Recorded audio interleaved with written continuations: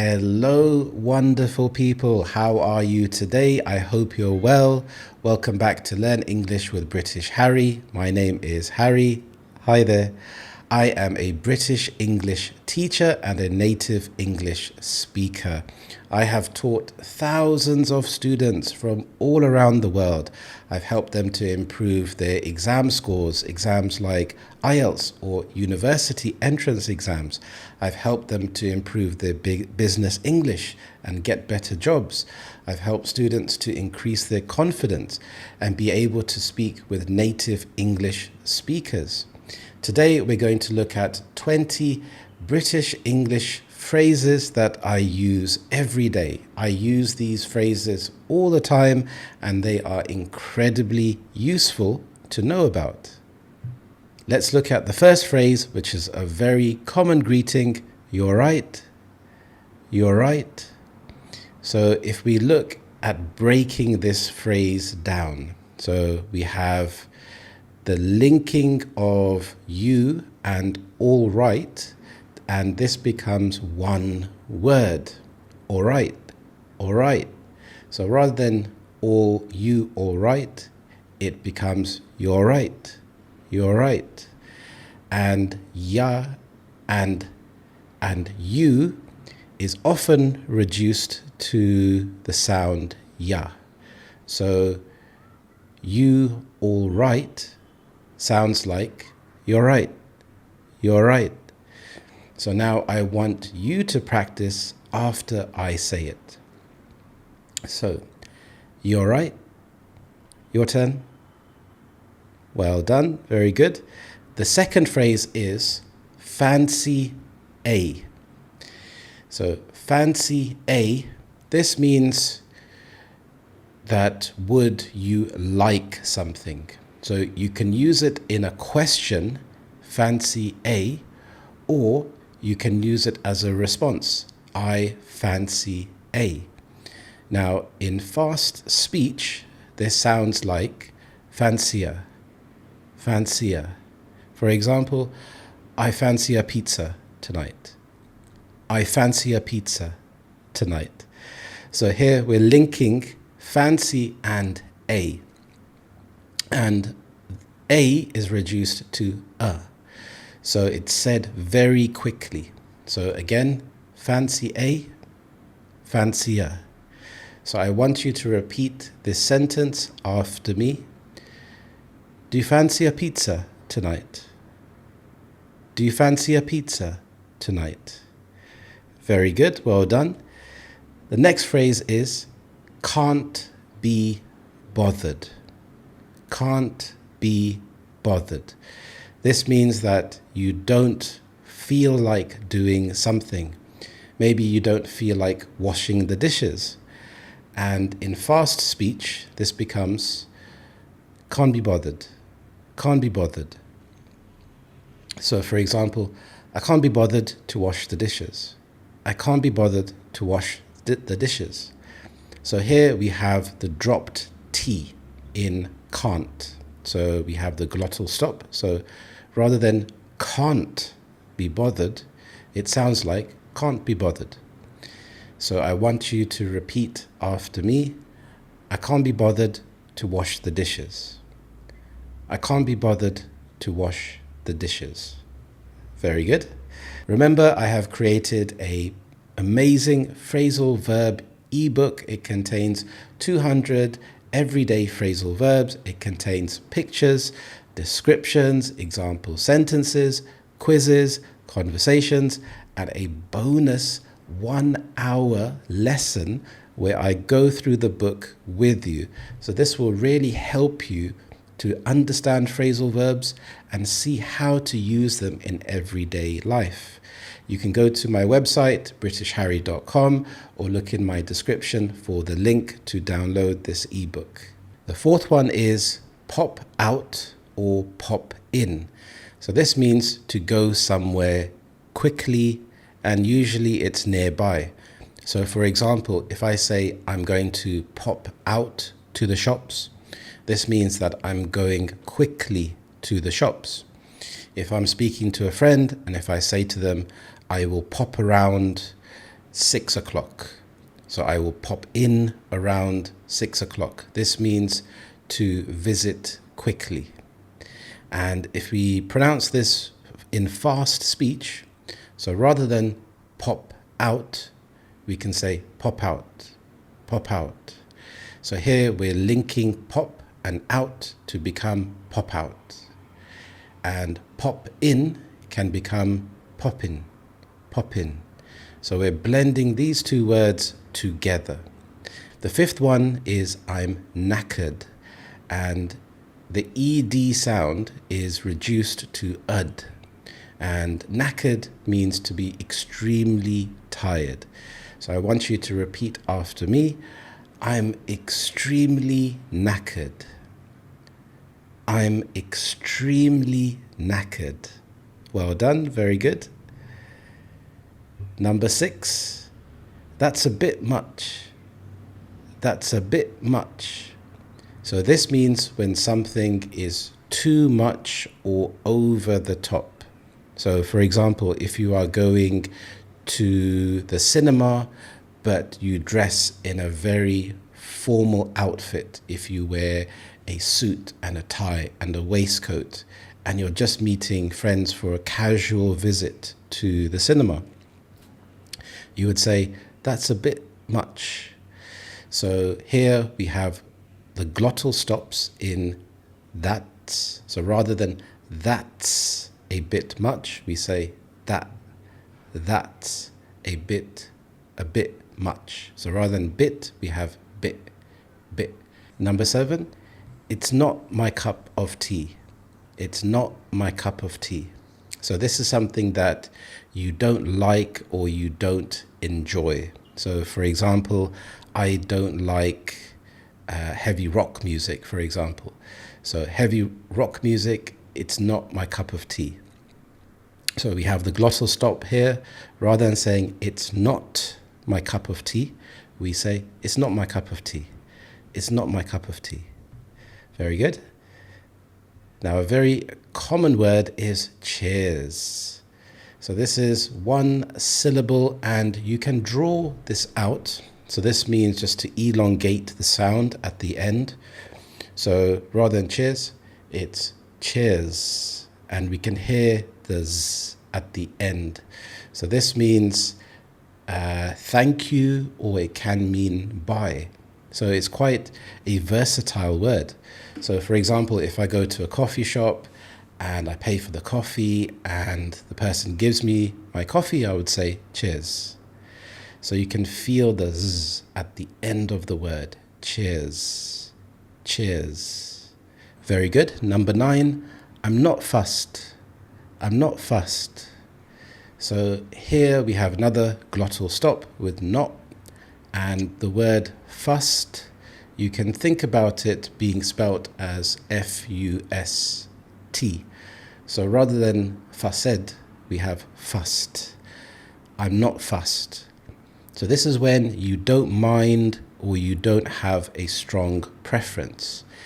Maybe if your friend wants to order Chinese or a pizza for a takeaway, you could say, I'm not fussed. I'm not fussed. So you don't mind what to eat. Number 10, it's doing my head in. It's doing my head in. So slowly, it's doing my head in. Fast, it's doing my head in. So here, the ing in doing becomes in. So it's doing my head in. And we've linked doing with my. So it's doing my head in. And this means when something is really annoying or frustrating. Maybe your neighbor is doing some building works or renovating their kitchen, and so you can hear the sound of drilling and it's non-stop. So here you could say, that sound is doing my head in. That sound is doing my head in. Very good. Another very common one is hang on a sec. Hang on a sec. So hang on a sec means to wait a moment. So on a So if I say it slowly, hang on a sec. This becomes hang on a sec. So on a becomes on a. So the a sound is very weak. Hang on a sec. And this is a very, very common phrase. Maybe if you have to go and do something, if your friend is waiting for you to leave the house, but you just remembered, I need to go and grab my phone charger or my power bank or my keys. You could say, hang on a sec, I'll be right back. So hang on a sec. Number 12 is I'll give it a go. Slowly, this is I'll give it a go. In fast speech, this becomes I'll give it a go. I'll give it a go. So here you can hear the glottal stop in it. So rather than it, this is it. So linking, this is give it a becomes give it a. Give it a. So I'll give it a go. And this means when you want to try something. So just imagine your friend invites you to a restaurant to try a meal that they really like, and you're not too sure, but you say, okay, I'll give it a go. Then we have I'm starving. I'm starving. So rather than I'm starving, this becomes I'm starving. I'm starving. So this is when you are extremely hungry. Maybe you were working so much and you missed lunch, and now it's 5 o'clock in the afternoon and you're absolutely starving. And so you could just go and eat anything, even if it's fast food.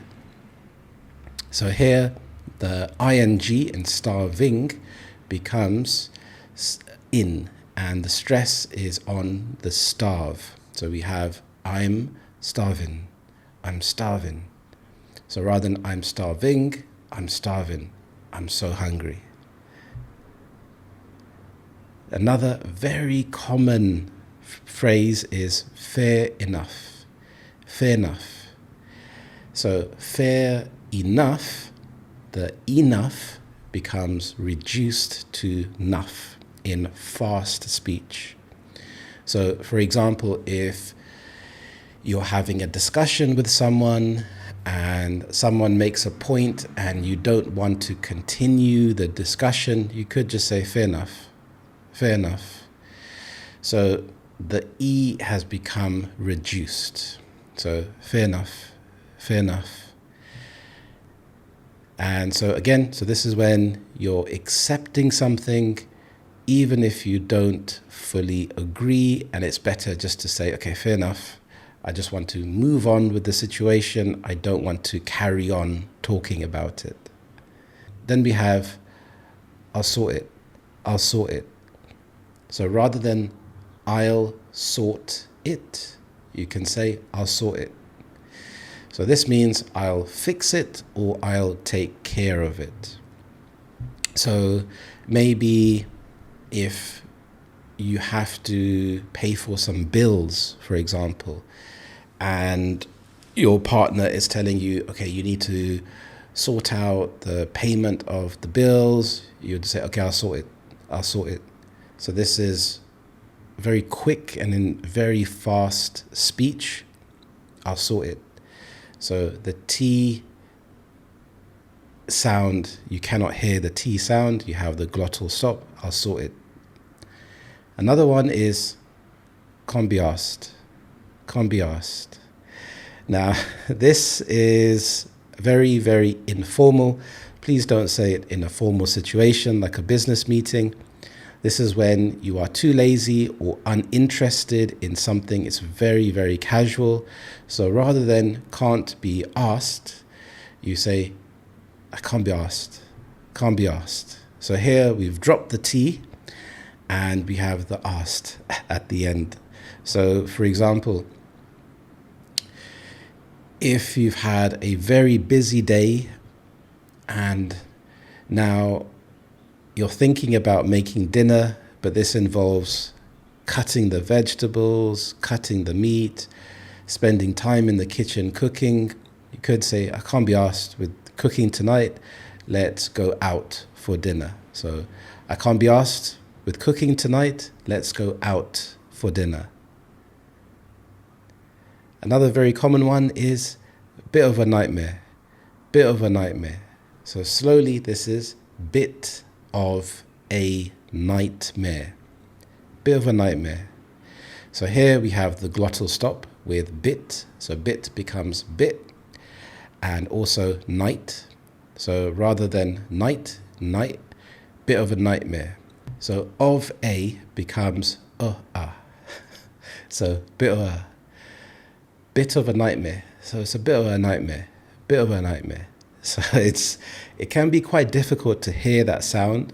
And sometimes when you slow it down too much, it sounds very unnatural. So this means a difficult or annoying situation. Say, for example, your car broke down or the taxi broke down on the way to catch your flight to go on holiday, and you don't know what to do. So if you're speaking to someone or telling them about the situation, you could say, it was a bit of a nightmare. It was a bit of a nightmare. And this is a situation that is very difficult or very, very annoying. Nice one. Nice one. So this is a nice, easy one. So nice one. We say this very smooth and quickly, and it's often upbeat. So this means that you approve of something, or it can mean thank you. So for example, if someone did something really well, or if they fixed your car or fixed your tire and they did a really good job, you would say, nice one, nice one. So here, the word one, you're thinking about it being pronounced as W-U-N. So nice one, nice one. So again, this with cheers is a very common phrase to use when it's like an expression that you are pleased with something, you are happy with something. So you will hear nice one quite a lot. Budge up, budge up. So the D-G-E sound sounds like a soft J, and you say it quite fast. So this means to move over. So say if you want to sit on the couch, but your family is already sitting there and there's no space, you could say budge up, budge up. So it's said very quickly and it's almost blended together. Budge up, budge up. And this way they will move down so you can squeeze into that spot to sit down. Budge up. So in a sentence you could say, can you budge up please? I want to sit down. So you can try repeating after me. Can you budge up please? I want to sit down. Very good. Now the last one is ta, ta. So this is one syllable, and this is a very casual way to say thank you. Ta, ta. So you will hear this, for example, if you go into a cafe and you've ordered a sandwich and the waitress or the waiter brings over your food, instead of saying thank you, you could say ta. So ta is another way to say thank you. Well done. You did a fantastic job today. Thank you for watching the whole video. What are your favorite expressions? Let me know in the comments below, and really try to use these expressions in your daily life to put them into your active memory. This is one of the best ways to improve your English, is to practice. Listen to the video a few times, choose a few words each day, and try to use them in your daily conversation. Don't worry if people look at you in a strange way because you said a word in the wrong context, because this is about your English journey. And by making mistakes, this is how you will learn, this is how you will improve. I also have a free ebook for you that contains 5 tips to improve your English. You will find this link in my description below as well. Thank you so much for watching. If you liked this video, please click on the like button. If you are new here, click on the subscribe button. Thank you so much. I will see you in the next lesson. Have a lovely day, and until next time, bye-bye.